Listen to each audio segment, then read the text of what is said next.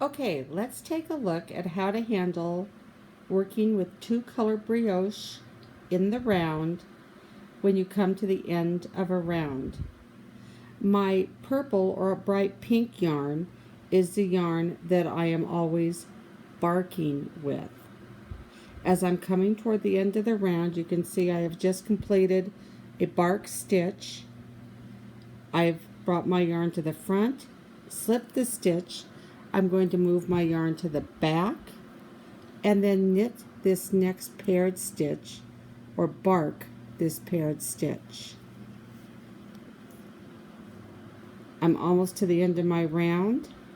Again, I'm going to bring my yarn to the front, slip this stitch, and then go to knit that stitch. Now this is where a lot of people have difficulty because my white yarn, which the last thing it did was a yarn over. You can see that I've taken that yarn over all the way over, and it's then coming out the front here. And I want that to stay there. So as I finish with my purple yarn, I'm coming into this paired stitch. I'm going to knit this stitch, but when I let go of that, you're going to see that in the back, your white yarn isn't connected to anything or secured in any way, but that's all right because you're going to go ahead and move your stitch marker, drop your barking yarn, and go ahead and pick up the white yarn, which you're ready now to burp this next row. As we look at this next stitch right here, you can see this is a burp row because here is your knit or your bark column here. My white yarn is already in purl position over here.